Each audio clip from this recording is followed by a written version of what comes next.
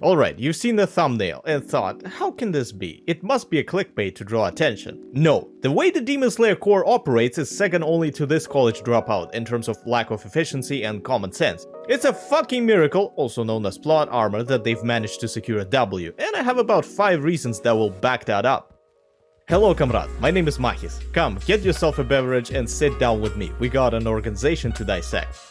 Right off the bat, I'll issue a spoiler warning, for manga especially. I will selectively use information that we learn later, or should have learned in the anime, without any heads up. I'm not going to fundamentally spoil you the plot, other than the good guys win, hooray, nobody saw that coming, but more about specific characters. Also, these 5 points I have are not distinctly defined. Rather, one thing comes from another and so on. Here's a little chart of what to expect. We will go through the people involved, structure, training, recruitment, and general strategy that they employ to get a perspective and see what's done right, what's done wrong.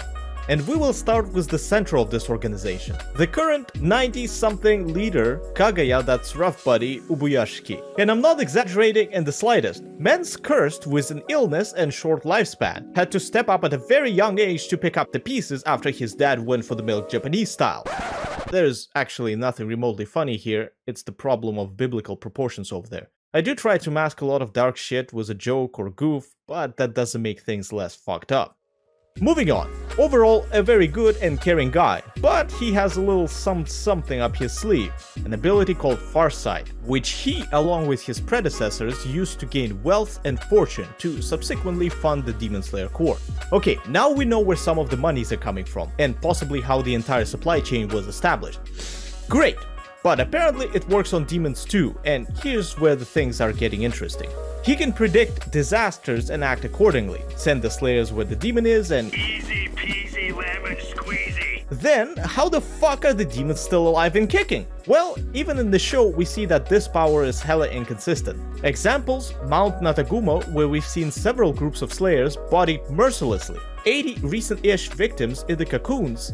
Even without supernatural abilities, you got to realize shit's fucked up over there. Yet still, main character aside, he sends 3 lowest of the low, and only when he realizes that the show might be over soon, sends 2 Hashiras. Secondly, there is Entertainment District, arguably the biggest disaster demons have caused recently, and Tengen went there on his own accord? If yes, then Foresight is useless again. If not, then why the hell did Obonai arrive so late? On top of the fact that Tengen should have had somebody to begin with, because his family is in danger and that will prevent him from making the right decisions potentially. We'll get back to that. For now, this future telling thing is a questionable source of information in regards to demons, to say the least. This is where it all starts to collapse for me. It's okay not to have information on demons' locations, plans, numbers, etc. It's not okay to make no attempts at gaining that information. We haven't seen a single scout nor spy who would go around gathering information since the internet hasn't been invented yet and the news take time to spread. And I know what you're thinking, hold that thought. That means that Kaguya is relying heavily on his ability to simply know when shit's happening at the cost of acquiring information and making calculated assumptions. That's a ginormous problem because he's no longer thinking proactively, and it results exactly what we see, a reactive problem solving. The Demon Slayer Corps is always one step behind until an absolute unit of a sun breather shows up. Back to your thoughts. There are people who gather intel, 3 of them in fact. The issue is that they're a recent, one-of-a-kind addition to the organization thanks to Tengen. And what happens to them? They are investigating, in one area all 3 of them mind you, and go dark. A trio of kunoichis who were trained their entire life in the ways of shinobi, which is espionage and assassination, go dark while undercover in a populated area with 0 traces. Why Tengen went there with a makeshift party is totally understandable. Why he didn't tell HQ, or why nobody else reported him for taking kids on a mission, or why he wasn't given any backup if they did know, is fucking incomprehensible. You lost 3 of your only trained spies, that's a fucking moon at least, maybe even an upper one. Kaguya doesn't need foresight or triple-digit IQ to figure it out and send all they have there. Well, within reason, of course. Remember, he didn't have a problem sending 2 Hashiras to Mount Natagumo. Why not do that now, when this time you have days to respond, not hours? Coming back to the structure. Other than HQ, there is Butterfly Mansion and other training recreational facilities, a village of blacksmith, final selection grounds, and a sprinkle of some other quality of life things in there. That's basically an entire industry dedicated to slaying demons with centuries of experience, traditions, and generations of people involved. Don't tell me the government doesn't know about them. There is a difference between not knowing and not recognizing, but that's a story for another day. Then we have our wonderful, selfless employees. There are the Slayers, Hashira, Tsuguko, Don't Care, Never Seen, Unimportant, blah blah blah, Mizunoto, and the supporting cast, Kakushi. Now, let me talk about Hashira for a second. Yes, they are rather young, but as pillars, they should command respect and set an example. Instead, they come off as clowns in this Demon Slayer circus. And I'm not talking about their design. We first see them during a trial for Tanjiro and Nezuko. They're voicing their thoughts, like kill them and so on. That's fine. They are a jury trying to figure out what to do. But that's when I realized that they're not interested in defeating Muzan. They only care about killing demons. Because think about it, we got a demon willingly accompanying a slayer and even fighting on our side. That's a golden opportunity to learn more about demons and therefore of any ways of destroying smooth criminal. It's an unprecedented situation and you want to waste it? Then this schmuck comes, stabs Nezuko and behaves like a dick in general. But as soon as the boss comes in, he's polite and submissive, kneels to him. Bravo. Respect.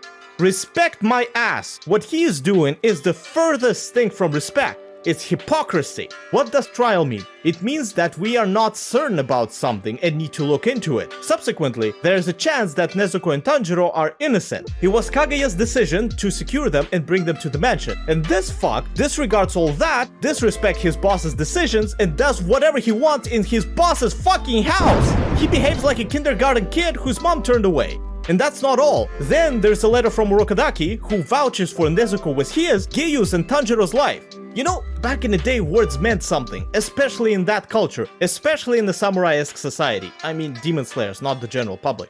I understand them dismissing our boy. He's a nobody yet. But an ex-Hashira, who lived till his hair went white and beyond, in a profession where people usually die before they can legally drink, who is the current Hashira in tandem, says that this demon is legit, plus proof from recent battle. And these motherfuckers have a nerve to disregard their result like that.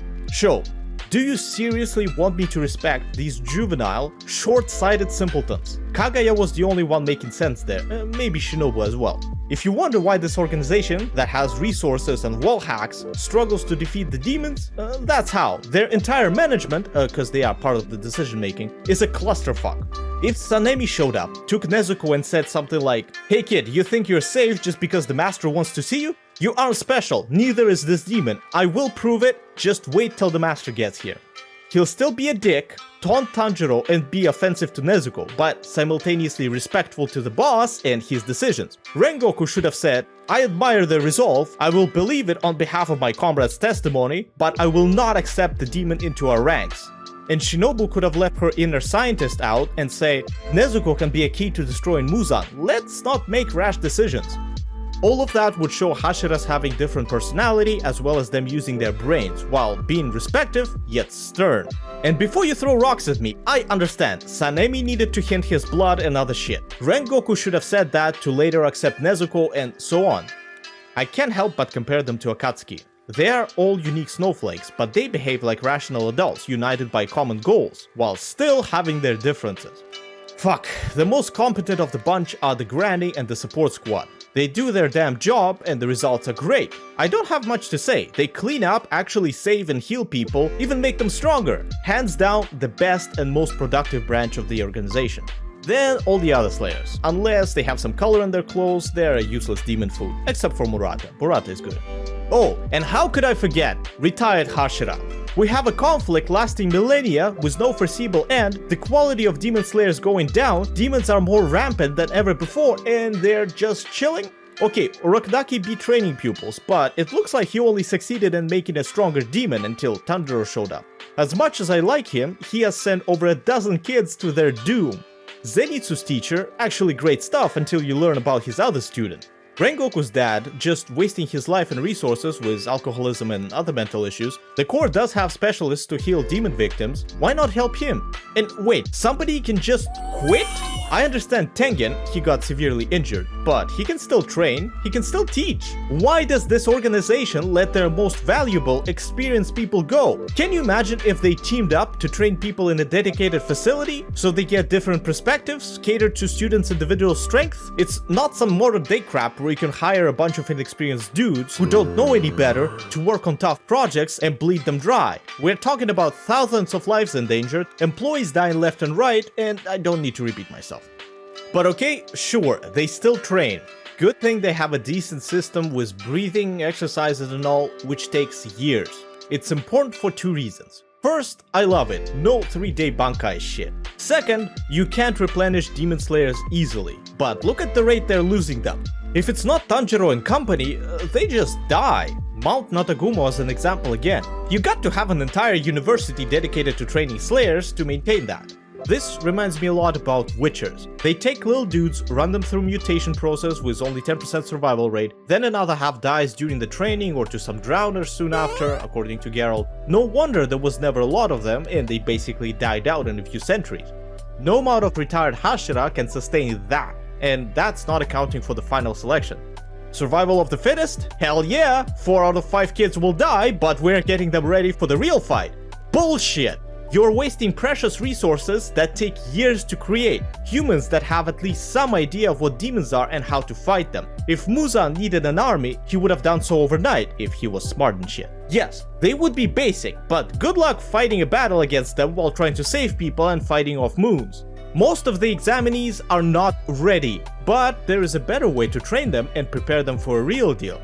Use demons. Capture one basic, maybe slightly interesting one with extra appendages or whatever, trap them in the Wisteria garden, give a trainee a regular sword with an actual slayer on standby just in case, then hack and slash to your heart's content. Demons will just regenerate, and who other than Tanjiro will care about how they feel? You have a perfect dummy that will also learn and fight back differently over time. That's great for training. Should the exam be harsh?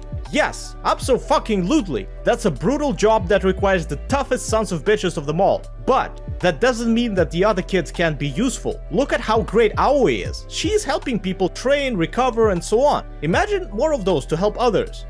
Alas, they do have one training regimen that I really like. The Hashira training. That's when the regular Slayers go through intense training with different Hashira overseeing a different part. Then they participate in a brawl against each other. That's awesome on many levels. First, it's a great exercise. Secondly, everyone gets involved. Lower ranks can see what the Hashira is, while Hashira get to test their endurance at fighting many opponents. Thirdly, team building and camaraderie. Very good stuff. Now it's time for the missions. Get a crow and go wherever it says. I take it Kagaya is using his foresight to guide them. Granted. But it's inconsistent. Tengen took our squad this time and there was no crows involved. So again, who sent who is not clear. Nevertheless, the process is to go to town, find a demon and kill it. Sounds simple enough, but we don't have a demon scanner, so are we detectives now? If Tanjiro wasn't our MC with his smell, how would he find that dude? Once again, you need training. What are the demon's tactics? How to exploit them? How to bait them? How to talk to people? You can't just show up and ask. Well, if it's one time, sure, but dozens, if not hundreds of Slayers are hunting. The word would get around about armed, militaristic, I'm talking about uniform, motherfuckers asking weird questions and scaring local population. Also not confirmed, but talking to crows too. Damn, I really want to see a solo Inosuke mission and how he handles conversations. Finally, they found the demon, exchanged their life stories and all that shonen stuff. It won't go down quietly. You think nobody's going to notice a sound of fighting? Have you tried to smack something with a metal rod or run as fast as you could? Now imagine that in the middle of the night. No cars, no other sounds, just nature ambience. And don't forget yelling, "What a wheel!" on top of your lungs. You will attract so much attention, it's not even funny.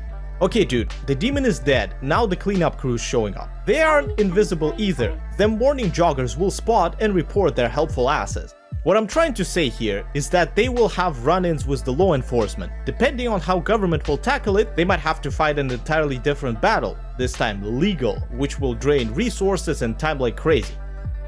Alright, I've saved the best for last. The overall strategy of Demon Slayer Core and why it's not viable. We have established that Demon Slayers are few in numbers and take long time to train, while demons are getting stronger and more prominent. Sending one dude to fight a demon is risky, but they probably know that demons are usually solitary thanks to Muzan. Maybe that's why Mount Notaguma was such a disaster. They've never expected an entire family of demons, which again speaks to how bad foresight is in these situations. Also risky because if a slayer fails, demons get stronger. Shadow of Mordor got that pretty good. That's why scouting is important. Evaluating the threat will give you an opportunity to come up with an adequate response. To fix that, they sometimes send Hashira right away. We've seen that twice. It backfired in the Mugen train because for the first and only time, the enemy got back up and basically trumped everything we had. And in the entertainment district, they barely had enough. Plot armor was doing fucking overtime to carry them. In both situations, backup was important. Akaza showed up late, but he managed to get a W. And Obanai showed up way too late, which cost us the Hashira and god knows how many regular people. For the second time, I think of Akatsuki. They have 10 targets while having 10 members. The answer is simple, math adds up perfectly. Instead, Pain sends groups of 2 because a team is better than the sum of its parts. It opens up many tactical opportunities and there is a number advantage over the enemy. I understand that there is no easy answer to defeating Muzan, but Demon Slayer Corps doesn't seem to be looking for any. They just rely on demon attack survivors to become slayers while actively trying to kill them in the process, then they take all the possible risks of going in blind, mostly one-on-one, with no backup or any contingency plan. Do it or die trying is the way the organization is run based on what we see, and it's fundamentally wrong if you want to win in the long run. Instead, their mentality should be do even if it kills you, plus all the other shit I was talking about.